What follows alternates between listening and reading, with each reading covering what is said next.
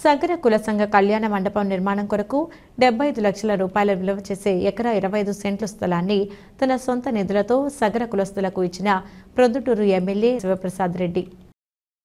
సగర కులస్తులకు ఎంతో మంచి రోజు ఈరోజు. ఎంతో మీకు సంతోషాన్ని, అవసరాన్ని, అభివృద్ధిని అందుకుంటాండే రోజు. మీ మనసు నిండా సంతోషం కలిగే ఈరోజు రాచమల్లు కూడా అత్యంత సంతోషకరమైనటువంటి రోజే. మీకు ఏది సంతోషమో నాకు అదే సంతోషం. ఏ చర్యల వల్ల మీ కులం సంతోషంగా ఉంటుందో ఆ చర్యలకే మీ బిడ్డ రాచమల్లు ఎప్పుడూ మీతో ఉంటాడు, ప్రయాణం చేస్తాడు మీతో. కళ్యాణ మండపానికి సంబంధించి ఒక సంవత్సరం క్రితం ఎదురుగా ఉండే హెల్త్ క్లబ్లో రోజు మనం సమావేశమైతే ప్రొద్దుటూరు నియోజకవర్గ ప్రజలందరికీ మీ బిడ్డ రాచమల్లు హృదయపూర్వకంగా నమస్కరిస్తూ, కొన్ని విషయాలను ఎప్పటికప్పుడు ప్రొద్దుటూరు రాజకీయాలకు సంబంధించిన విషయాలను ఎప్పటికప్పుడు మీకు నేను అన్ని విషయాలు చెప్తానే ఉండా. ఏది సత్యమో ఏది అసత్యమో, ఎవరి విమర్శలో, ఎవరి సేవా కార్యక్రమాలో. కానీ ఈ మధ్యకాలంలో మరీ ఎక్కువైపోయింది తెలుగుదేశం పార్టీకి సంబంధించిన టిక్కెట్ను ఆశించే వారి యొక్క అబద్ధాలకు అంతూ పొంతూ లేకుండా పోయింది. శృతి మించి రాగాన పడింది. ఎంతటి ఘోరమైనటువంటి నీచమైనటువంటి అబద్ధాన్ని చెప్పేదానికి కూడా వెనుకాడడంలే వీళ్ళిద్దరూ, పెద్దోడు చిన్నోడు,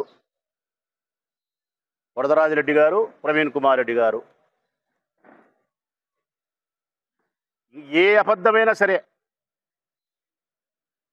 కేవలం తెలుగుదేశం పార్టీ టిక్కెట్ తీసుకోవాలా అనే ఒక్కదానికోసం, చంద్రబాబు నాయుడును ఆకర్షించాలనే ఒక్కదానికోసం, ప్రొద్దుటూరు నియోజకవర్గంలో వారి ఉనికి ఉంది అని చెప్పుకునే దానికోసం ఫైనల్గా రాచమల్లు శివప్రసాద్ రెడ్డి అనే ఈ వ్యక్తిని బలహీనపరచాలా అనే దానికోసం ఎంత అబద్ధమైనా సరే, అంటే ఇది ప్రజలు నమ్ముతారా, ఇది నమ్మరా, ఇంత అబద్ధం చెప్తే ప్రజలు నన్ను ఏమనుకుంటారనేది కూడా మర్చిపోయి మాట్లాడుతున్నారు. ఒకవేళ వరదరాజిరెడ్డి అంటే 85 సంవత్సరాల వయసులో ఉన్నాడు కాబట్టి, మానసిక స్థితి అనిశ్చితిలో ఉంటుంది కాబట్టి, ఆయన బ్యాలెన్స్ను కోల్పోతాడు కాబట్టి, ఆయన మానసిక స్థితి ఒక గంట క్రితం ఉన్నట్టు మరొక గంట ఉండదు కాబట్టి ఆయన ప్రవర్తించినాడు అనుకున్నాం. 40 ఏళ్ళ యువకుడు కూడా అంత అబద్ధాలు మాట్లాడితే, 85 సంవత్సరాల పెద్దరికం ఉండే వరదరాజిరెడ్డి గారు మాట్లాడితే నేను ఎంత బాధపడతానో, నేను ఎంత బాధపడనో పక్కన పెడితే, ఈ నియోజకవర్గ ప్రజలు మిమ్మల్ని ఏమనుకుంటారనేది కూడా మీరు పట్టించుకోవడంలే. నేను ప్రజలకు మనస్ఫూర్తిగా విజ్ఞప్తి చేస్తూ ఉన్నా, వాళ్ళ స్టేట్మెంట్ అన్నీ గమనించండి. కొన్ని సంవత్సరాలుగా ఏ రోజు కూడా ఈ నియోజకవర్గానికి సంబంధించిన ప్రజల యొక్క సమస్యల మీద కానీ, ఈ నియోజకవర్గ ప్రజల యొక్క అభివృద్ధి కొరకు కానీ, మీ హక్కుల కోసం కానీ, ప్రభుత్వానికి సంబంధించినటువంటి పథకాలు కార్యక్రమాలకు సంబంధించి కానీ ఎప్పుడూ మాట్లాడరు.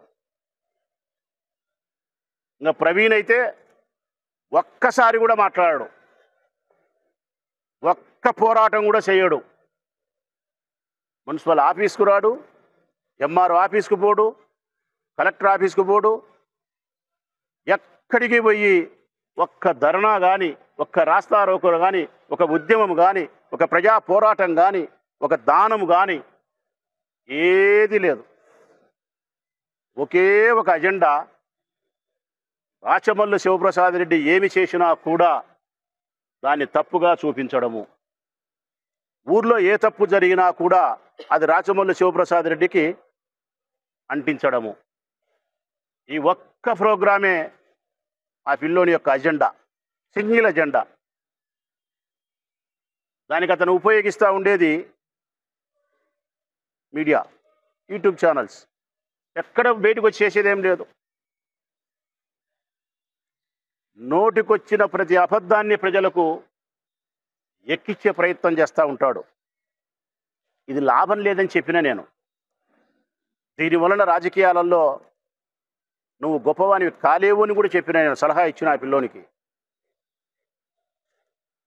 ప్రజాసేవ ద్వారా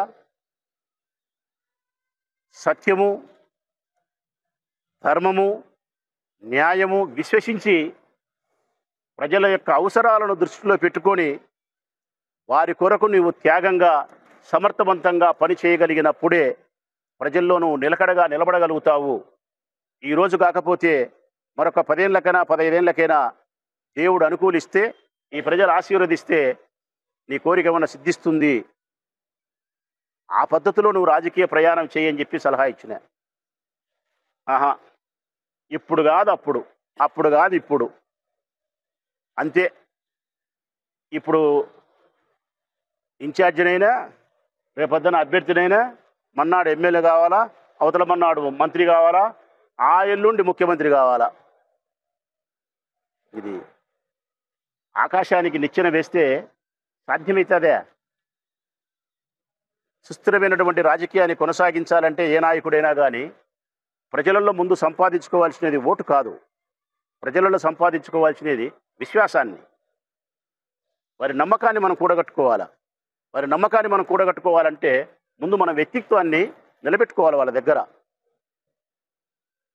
ఆ వ్యక్తిత్వం నిలబెట్టుకోలేనప్పుడు, ప్రజలు నిన్ను చూసి సులకనగా అనుకునేటప్పుడు, ఈ పిల్లోడు అన్ని అబద్ధాలు చెప్తాలే అనుకునేటప్పుడు నిన్ను ఏ విధంగా నాయకునిగా వాళ్ళు రిసీవ్ చేసుకుంటారు? ఏం అబద్ధం చెప్పినాడు ఇప్పుడు? అదే వస్తూ ఉన్నా. ఇంకొక 2 మాసాల్లో ఎన్నికలు జరగబోతూ ఉన్నాయి. ఫిబ్రవరి 3వ వారంలోనో 2వ వారంలో నోటిఫికేషన్ వస్తుంది. జనరల్గా ఎప్పుడైనా ఎన్నికలు వచ్చినప్పుడు